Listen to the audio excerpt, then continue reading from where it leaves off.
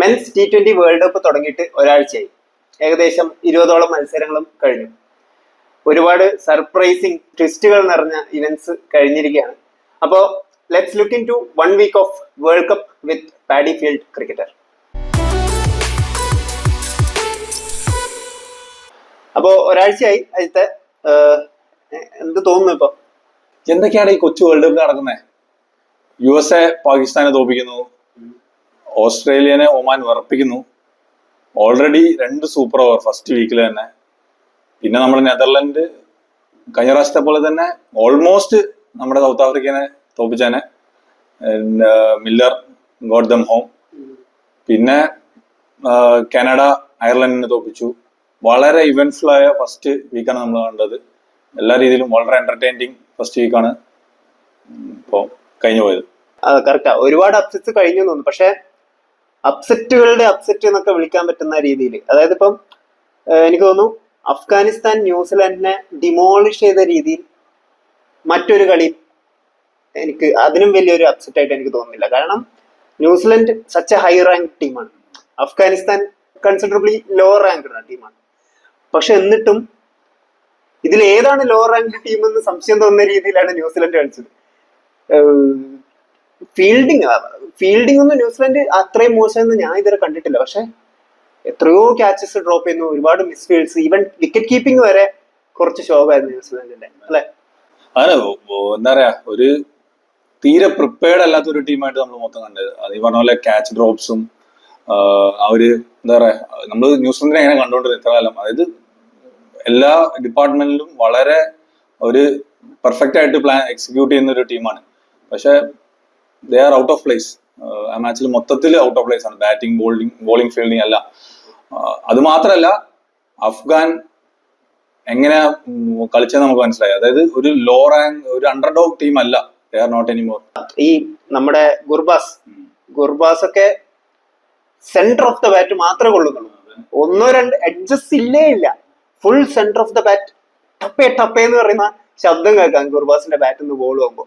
Spin bowling department ആണ് അഫ്ഗാനിസ്ഥാന്റെ ഏറ്റവും strongest factor over the years. അങ്ങനെ ഒരു ടീമായിട്ടാണ് അവർ കണ്ടിരുന്നത് എല്ലാ രീതിയിലും. പക്ഷേ their batters stood up. First കളിയിൽ 180 ഓർഡർ എടുത്തതും പിന്നെ ഈ കളിയിൽ അവരുടെ പെർഫോമൻസ് നോക്കിയാലും വളരെ മികച്ച പെർഫോമൻസ് ആയിരുന്നു. പ്ലസ് എടുത്തു പറയേണ്ട ഒരു പെർഫോമൻസ് ആണ് നമ്മുടെ ഫറൂഖിന്റെ.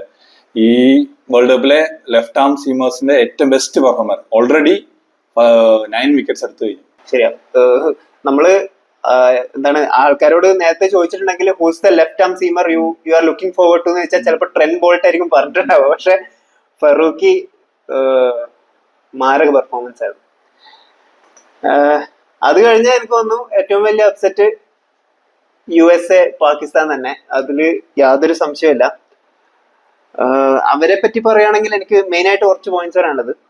ഫസ്റ്റ്, എന്റെ ഇതുവരെയുള്ള വിചാരം എന്ന് പറഞ്ഞാൽ ഈ നമ്മുടെ കണ്ടംകളി ഉണ്ടല്ലോ, പാഡി ഫീൽഡ് ക്രിക്കറ്റ് അല്ലെങ്കിൽ സിറ്റീസിലേക്ക് നോക്കുകയാണെങ്കിൽ സ്ട്രീറ്റ് ക്രിക്കറ്റ്, ആ ഒരു കായിക രൂപം എന്താ വളരെ ഗ്രൗണ്ട് ലെവലില് മാത്രമേ കളിക്കാൻ പറ്റുള്ളൂ എന്നുള്ളൊരു വിശ്വാസമായിരുന്നു എനിക്ക്. പക്ഷെ then I saw Pakistan playing world cup. Pakistan തെളിയിച്ചു കണ്ടംകളി you can play at any level. Okay, കാരണം എന്താണ് അവന്മാർ കാണിക്കുന്നത്? ലൈക്ക് പ്ലേയേഴ്സിന് ഇന്റന്റ് എന്ന് പറയുന്ന ഒരു സാധനം ഇല്ല.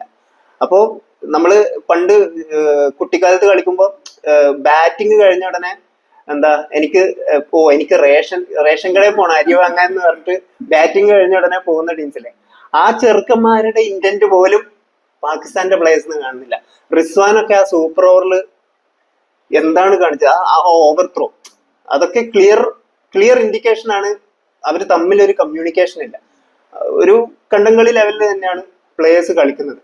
അത് മാത്രമല്ല, നമുക്ക് വേണമെങ്കിൽ ആ കളി തുടർച്ചയായിട്ട് നോക്കുകയാണെങ്കിൽ ഇന്ത്യയോടുള്ള കളിയിലും റിസ്വാൻ ഒരു സൈഡിൽ നിന്ന് ആങ്കർ ചെയ്ത് കളിക്കുമ്പോൾ ഓക്കെ, റിസ്വാൻ ആണ് ആങ്കർ ചെയ്യുന്നത്, അപ്പം മറ്റേ സൈഡിൽ നിന്ന് വരുന്ന ബാറ്റർ ആയിരിക്കണം പവർ ഹിറ്റ് ചെയ്യേണ്ടതെന്നുള്ള ഒരു ഐഡിയ നമുക്ക് കിട്ടും.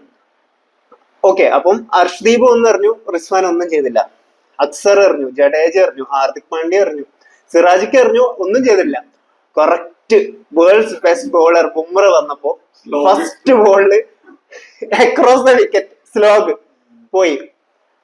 അതുമാതിരില്ല, വളരെ വളരെ ഒട്ടും അക്സെപ്റ്റ് ചെയ്യാൻ പറ്റാത്ത മിസ്റ്റേക്സ് ആണ് പ്ലേയേഴ്സിന്റെ എന്ന് പറയുന്നത്. ഇത് പ്ലേയേഴ്സ്. ഇനിയിപ്പോ അവരുടെ കപ്പിത്താനെ പറ്റി നോക്കാം. ക്യാപ്റ്റനാണ് കണ്ടംകളിന്റെ ക്യാപ്റ്റൻ ബാബർ അസം. നമ്മുടെ തണ്ണീർമത്തൻ ദിനങ്ങളിലെ ഒരു സീനുണ്ട്. നമ്മുടെ മാത്യു ആണ് ലാസ്റ്റ് ഓവർ എറിയുന്നത്, നസ്ലിനാണ് കീപ്പ് ചെയ്യുന്നത്. അപ്പം നസ്ലിന്റെ മാത്യു വൈഡ് എറിയുമ്പോൾ നസ്ലിന്റെ കഥാപാത്രം പറയുന്നൊരുന്നുണ്ട്, നിനക്ക് അറിയാൻ പറ്റൂല്ലെങ്കിൽ നീ പറ, ഞാൻ വന്നറിയാം. പിന്നെ പിന്നെ എന്താ, ഞാനങ്ങോട്ട് വന്നാലുണ്ടല്ല സ്റ്റംപ് വരി ഞാൻ തലക്കടിക്കും എന്ന് പറയുന്നുണ്ട് നസ്ലിൻ. ആ ലെവലിലാണ് ബാബർ അസം പ്ലേയേഴ്സിനെ ട്രീറ്റ് ചെയ്തത്. ആ ഹാരിസ് റോഫിന്റെ ലാസ്റ്റ് ഓവർ, ഓക്കെ അത് വിട്, ലാസ്റ്റ് ഓവർ കഴിഞ്ഞു, ടൈ ആയി, ഇനി സൂപ്പർ ഓവറാണ് നടക്കാൻ പോകുന്നത്. പാകിസ്ഥാൻ തോറ്റിട്ടില്ല, ഇനി സൂപ്പർ ഓവർ ജയിച്ചാൽ പാകിസ്ഥാൻ ജയിച്ചു. പക്ഷെ ആ ഓവർ കഴിഞ്ഞിട്ട് ഡഗ് ഔട്ടിലേക്ക് നടക്കുന്ന ഹാരിസ് റോഫിന്റെ പുറകെ പോയി ബാബർ അസം ചീത്ത കളിക്കണ്ടായിരുന്നു. ഇൻ ക്യാമറ അത് കാണിച്ചായിരുന്നു. ആസ് എ ക്യാപ്റ്റൻ നമുക്ക് ഓക്കെ മനസ്സിലാക്കാൻ പറ്റും. ഓക്കെ, അതായത് യു എസ് എനോട് തോക്കാൻ പോകുമ്പോൾ തന്നെ നാളത്തെ ന്യൂസിന്റെ headlines, social media, Pakistan fan ബേസിന്റെ ഡിസപ്പോയിന്റ്മെന്റ്, ഇതെല്ലാം തലയിൽ ഉണ്ടാവും. പക്ഷെ അതെല്ലാ പ്ലേയേഴ്സിന്റെയും തലയിൽ ഉണ്ടാവും. As a captain it's your responsibility അതെല്ലാം സോക്കിൻ ചെയ്ത് പ്ലേയേഴ്സിനെ ഇൻടാക്ട് ആക്കി വെക്കുക, പ്ലേയേഴ്സിനെ കൊണ്ട് മാക്സിമം സ്ട്രെസ് ഫ്രീ ആക്കി കളിപ്പിക്കുക എന്നുള്ളതാണ് ക്യാപ്റ്റന്റെ റെസ്പോൺസിബിലിറ്റി. ബാബർ അസം അത് നമ്മൾ കണ്ടില്ല. ഇപ്പൊ നമ്മൾ നോക്കുവാണെങ്കിൽ എന്താ പറയാ, ടുവേർഡ്സ് ദി എൻഡ് ഈ പറഞ്ഞ പോലെ ഓൾമോസ്റ്റ് ജയിക്കാറാകുമ്പോഴും ഒരു ഡിസ്കഷനോ, ഇപ്പം റിസ്വാനാണല്ലോ നെക്സ്റ്റ് എക്സ്പീരിയൻസ്ഡ് പ്ലെയർ, ഒരു ഡിസ്കഷനോ ഒരു ഹഡിലോ എവിടെ ഒരു ബ്രേക്കിൽ ഒരു എന്തെങ്കിലും ഡിസ്കഷൻ, ഒരു ടാക്ടിക്സ് മാറ്റോ, ഒരു ഇതും ഓരോ ബോൾ കഴിയുമ്പോഴും അവിടെ നിന്നൊരു ദേഷ്യം പിടിക്കുന്ന ഒരു ഫേസാണ് നമ്മൾ സ്ക്രീനിൽ കണ്ടത്. ഒരു ടീമായിട്ട് അവര് കളിച്ചിട്ടില്ല. പ്ലേയേഴ്സിനെ ബാക്ക് ചെയ്യുക, അറ്റ്ലീസ്റ്റ് ഗ്രൗണ്ടിൽ ബാക്ക് ചെയ്യുക. ഡ്രസ്സിംഗ് റൂമിൽ എന്ത് വേണേലും ചെയ്യാം, ചീത്ത വിളിക്കോ എന്ത് വേണേലും ചെയ്യാം, അത് that remains inside the dressing room. പക്ഷെ ക്യാമറാസ് ഉണ്ടാകുമ്പോൾ, ക്രൗഡ് ഉണ്ടാകുമ്പോൾ, in the ground you should back your players as a captain. അതാണ് എന്റെ അഭിപ്രായം. പക്ഷെ Babar Azam was not doing it. Last point, Pakistan കണ്ടംകളി കളിച്ചെങ്കിലും U S A was playing proper cricket. എനിക്ക് തോന്നുന്നു നമ്മൾ ഫസ്റ്റ് എപ്പിസോഡിൽ യു എസ് എനെ ഇന്ത്യ ബി ടീം എന്നൊക്കെ പറയുന്നത്. എനിക്ക് തോന്നുന്നു ഇന്ത്യ ബി ടീം ആയാലും H1B വിസ ടീം ആയാലും എന്ത് ടീം ആയാലും U S A has a cricket team and they are playing proper cricket. അത് അത്രേ ഉള്ളൂ. കാരണം എസ്പെഷ്യലി ഈ നമ്മുടെ ലാസ്റ്റ് ഓവർ, ഹാരിസ് റോഫിന്റെ ലാസ്റ്റ് ഓവർ, സൂപ്പർ ഓവറിന്റെ തൊട്ട് മുന്നേ 20th over of the game. Okay, U S A ഒരു ലോ റാങ്ക്ഡ് നേഷൻ ആണ്. In case of cricket low ranked nation ആണ്. ഹാരിസ് റോഫ് എറിയുന്നത് 145 to 150 kmph ആണ്. അപ്പം ഒബ്വിയസ്ലി യു എസ് എന്റെ ബാറ്റേഴ്സ് അത്രയും 145+ കളിച്ചിട്ടുണ്ടാവില്ല. അങ്ങനെ ഒരു ബാറ്റിംഗ് ലൈനപ്പിൽ നിന്ന് നമ്മൾ പ്രതീക്ഷിക്കുന്നത് അവര് പേസ് യൂസ് ചെയ്ത് എങ്ങനെയും ക്യൂട്ടായിട്ട് റൺസ് സ്കോർ ചെയ്യാൻ നോക്കും. Behind the keeper, behind the wicket എങ്ങനെയും സ്കൂപ്പ് ചെയ്തോ, അങ്ങനെ എന്തെങ്കിലും പേസ് യൂസ് ചെയ്ത്. കാരണം 145 എനിക്ക് അടിച്ചെത്തിക്കാൻ പറ്റില്ല എന്നൊരു മനോനിലയായിരിക്കാം കൂടുതൽ ബാറ്റേഴ്സിന്റെ. അപ്പോ അതാണ് ഞാൻ പ്രതീക്ഷിച്ചത്. പക്ഷെ Aaron Jones and even Nitish Kumar stood their ground. നമ്മുടെ വൈറ്റ് ബോൾ കണ്ട one of the best finishers MS Dhoni ഒരിക്കൽ ഒരു പ്രസന്റേഷന്റെ ഇടയിൽ പറഞ്ഞിട്ടുണ്ട്, I don't think about what the bowler is gonna do, my strength is down the ground. MS ധോണിന്റെ strength is down the ground. So I stand my ground. I wait for the bowler to commit a mistake. If he doesn't commit a mistake, well done to him. But if he does, I am hitting you. ആ ഒരു ഇതാണ്, ആ ഒരു mind set ആണ് ഞാൻ U S എന്റെ batters കണ്ടത്. കാരണം നമ്മൾ 6 ബോൾ എടുത്ത് നോക്കിയാലും ഹാരിസ് റോഫിന്റെ ലക്ഷ്യം is to the stumps yorker. 6 ബോളും ടു ദ സ്റ്റംപ്സ് യോക്കർ ആയിരുന്നു ലക്ഷ്യം. Aaron Jones just stood there and said, yorker എറിഞ്ഞാ ഓക്കെ നീ രക്ഷപ്പെട്ടു, നീ 1 സെന്റിമീറ്ററിന് ഇത് അങ്ങോട്ടോ ഇങ്ങോട്ടോ തെറ്റിച്ചാ ഐ എം ഹിറ്റിംഗ് യു. അപ്പോൾ ആ 6 ബോൾ എടുത്ത് നോക്കിയാലും 3 ബോൾ നല്ല യോക്കേഴ്സ് ആയിരുന്നു. ആ 3 ബോളിലും സിംഗിൾസേ വന്നുള്ളൂ. ബാക്കി 3 ബോൾസിൽ 1 സ്ലോട്ട് വന്നു. ആ slot direct down the ground കളിച്ചു. പക്ഷെ ഷഹീൻ അഫ്രീദിന്റെ കുറച്ച് റൈറ്റിലേക്ക് പോയി, ക്യാച്ച് ഡ്രോപ്പ് ആയി, അവിടെ സിംഗിളേ വന്നുള്ളൂ. പക്ഷെ എക്സിക്യൂഷൻ വാസ് കറക്റ്റ്. കാരണം ഷഹീൻ അഫ്രീദിന്റെ കുറച്ചുകൂടെ റൈറ്റിലോട്ടാണെങ്കിൽ അത് ബൗണ്ടറി ആണ്. പിന്നെ ഒരു ലോ ഫുൾ ടോസ് 6, പിന്നെ ലാസ്റ്റ് ബോളിലെ ലോ ഫുൾ ടോസ് 4. അപ്പോ excellent, love the way USA played, like love there confidence. ഇത് പറഞ്ഞു വരുമ്പോഴാണ് അത് USA ടീമിലെ വേറൊരു പെർഫോമറിനെ കുറിച്ച് നമ്മൾ പറയേണ്ടത്. വളരെ ഇൻട്രസ്റ്റിംഗ് ആയിട്ടൊരു സ്റ്റോറി ഉണ്ട്. നമ്മുടെ സൗരവ് നേത്രവൽക്കർ, പുള്ളിക്കാരൻ ഫുൾ ടൈം എംപ്ലോയി ആയിട്ട് ഒറാക്കിളാണ്. വേറെ ഇൻട്രസ്റ്റിംഗ് പാർട്ട് എന്ന് വെച്ചാൽ 2010 ബാബർ ലെഡ് ചെയ്ത അണ്ടർ-19 വേൾഡ് കപ്പില് ഇന്ത്യക്ക് വേണ്ടി ഫൈഫർ എടുത്ത പ്ലെയർ ആണ് സൗരവ് നേത്രവൽക്കർ. ആ കളി ഇന്ത്യ തോറ്റു. Fast forward 14 years, now he beaten the Babar Azam side. വളരെ ഇൻസ്പയറിംഗ് ഒരു സ്റ്റോറിയാണ്. ഈ bowl really well in the super over. Hats off to him. Out of office അങ്ങനെ എന്തോ ഞാൻ out of office group stage വരെ ജൂൺ 18 വരെ I was out of office എന്നാണ് ഇപ്പൊ എഴുതിയിരിക്കുന്നത്. മിക്കവാറും ഒറാക്കിളിന്റെ പുള്ളിയുടെ വാട്സ്ആപ്പ് ഗ്രൂപ്പിൽ ഒരു മെസ്സേജ് വരും, Johnson I'm extending my leave, we qualified. അതൊക്കെയാണ് ലീവ് എക്സ്റ്റൻഷൻ. നമുക്കും ഉണ്ട് leave extension. Hi, I am extending my half day leave to full day.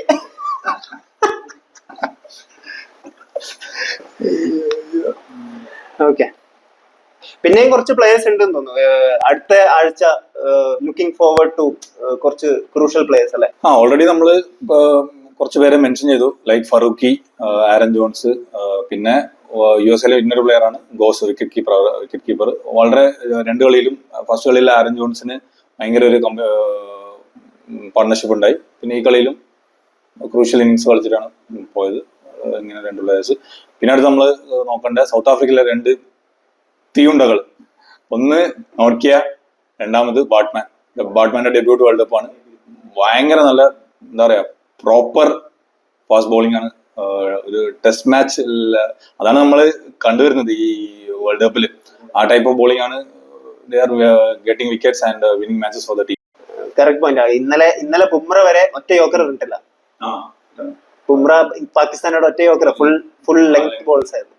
പിന്നെ ആസ് യൂഷ്വൽ റാഷിദ് ഖാൻ, അങ്ങനത്തെ കുറെ സ്പിന്നേഴ്സ് എല്ലാവരും വളരെ. പിന്നെ വെസ്റ്റ് ഇൻഡീസിൽ അഖിൽ ഹുസൈൻ ഫൈഫർ എടുത്തു. ചെറിയ ടീമിന്റെ കൂടെ ആണെങ്കിലും ആ ഒരു പിച്ചിൽ വേണ്ടത് തന്നെ. ആർക്കും കിട്ടാത്ത സ്പിന്ന് ഹുസൈൻ എവിടെ നിന്നൊക്കെയോ കിട്ടുന്നുണ്ട്. ഇതൊക്കെയാണ് നമ്മൾ ലുക്കിംഗ് ഫോർവേഡ് ആയിട്ടുള്ള പ്ലേയേഴ്സ്. പിന്നെ നമ്മുടെ ഉഗാണ്ടയിലെ പ്ലെയർ, വെറ്ററൻ പ്ലെയർ സുബുക, വളരെ മികച്ചൊരു സ്പെല്ലറായിരുന്നു. 4 overs 1 maiden 6 run 2 wickets. അത് തന്നെ ഫാസ്റ്റ് ബോളേഴ്സിന്റെ ഒരു വേൾഡ് കപ്പാണ് നമ്മൾ ഇതിൽ കണ്ടിരുന്നത്. ആരും ചെറിയ ടീമല്ല. ഇപ്പൊ നമ്മൾ വിചാരിച്ച അണ്ടർ ഡോഗ്സ് ഒരു മോശം കളി എന്നല്ല കളിക്കുന്നത്. ബാറ്റ് എല്ലാ ഡിപ്പാർട്ട്മെന്റിലായാലും ഫീൽഡിംഗ്, ബോളിംഗ്, ബാറ്റിംഗ് എല്ലാത്തിലും വളരെ നല്ല പെർഫോമൻസ് ആണ്. പിന്നെ നമ്മുടെ ജൂനിയർ മലിംഗാസ് എന്ന് പറയുന്നത്, നമ്മുടെ നുവാൻ തുഷാര നല്ല സ്പെല്ലാണ്. പക്ഷെ ടീമിനെ ജയത്തിലോട്ട് എത്തിക്കാൻ പറ്റുന്നില്ല. ഞാൻ മാത്രം വിചാരിച്ച പോരല്ലോ, കൂടെയുള്ളവരും വിചാരിക്കേണ്ടതുള്ള ലൈനിലാണ് നുവാൻ തുഷാര എന്ന് തോന്നുന്നു. കാരണം ബംഗ്ലാദേശ് ശ്രീലങ്ക മത്സരിക്കുകയായിരുന്നു തോൽക്കാൻ. 2 പേരും മാക്സിമം ട്രൈ ചെയ്തു ബംഗ്ലാദേശ് തോക്കാൻ, പക്ഷെ പറ്റിയില്ല. ശ്രീലങ്ക സമ്മതിച്ചില്ല. അതെ, ഈവൻ ദോ ആ 2 സ്ലിംഗി ആക്ഷനുള്ള ബോളേഴ്സ് ഉണ്ടായിട്ടും എവിടെയൊക്കെയോ മിസ്റ്റേക്ക് ഉണ്ട് അവരുടെ ടീമിന്റെ. എന്താ അറിയില്ല. After Sangakkara, Jayawardene stepped out, they never came up.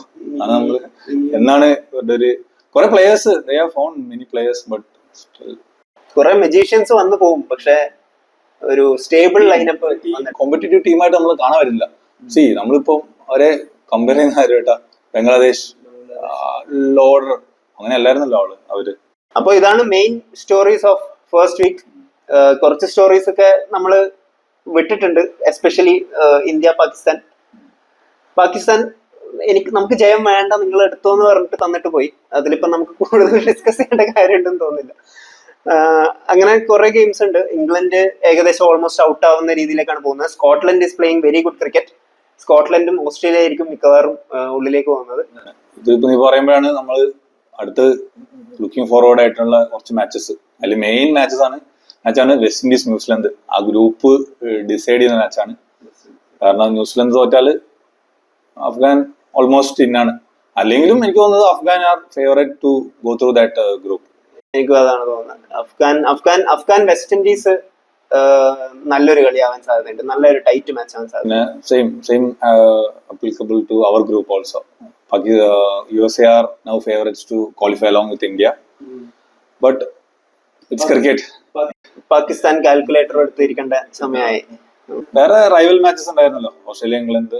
ഒരു എനിക്ക് തോന്നുന്നു അത് മാത്രമുള്ള ഒരു 200+ കയറിയ ഒരു match. which takes us to also pitch and conditions of this World Cup.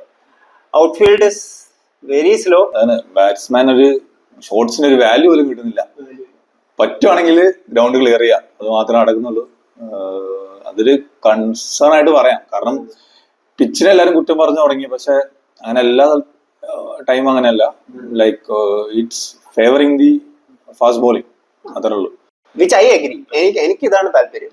ചുമ്മാ 260 എല്ലാ കളിയും അടിക്കുന്നതിനേക്കാളും നല്ലത് എനിക്കിത് കാണാൻ. IPL കണ്ട് വരുന്ന ആൾക്കാർക്ക് എന്താ എന്റർടൈൻമെന്റ് ഇല്ല ഇങ്ങനെയൊക്കെ പറയുന്നവർക്ക് ബുംറ പറഞ്ഞ സ്റ്റേറ്റ്മെന്റ് ഉണ്ട്, I would rather switch off TV if it is a bat versus bat match.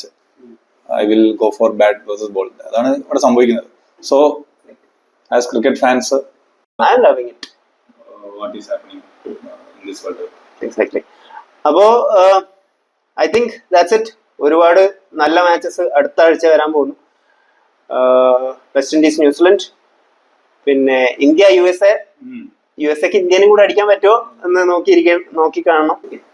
അപ്പോ നമുക്കിനി സെക്കൻഡ് വീക്ക് ഓഫ് വേൾഡ് കപ്പുമായിട്ട് പിന്നെ ഒരിക്കൽ കാണാം. പോകുന്നതിന് തൊട്ട് മുമ്പ് യു മൈറ്റ് ഹാവ് നോട്ടീസ്ഡ് ഒരു കർണാടക ഡയറി കോർപ്പറേഷന്റെ നന്ദിനി മിൽക്ക് പ്രൊഡക്റ്റോടെ നന്ദിനി മിൽക്ക് പ്രൊഡക്റ്റിന് നന്ദിനിക്ക് ഇപ്രാവശ്യത്തെ മെൻസ് T20 വേൾഡ് കപ്പുമായിട്ട് ഒരു ചെറിയൊരു ബന്ധമുണ്ട്. If you guys know why, let us know in the comments. See you.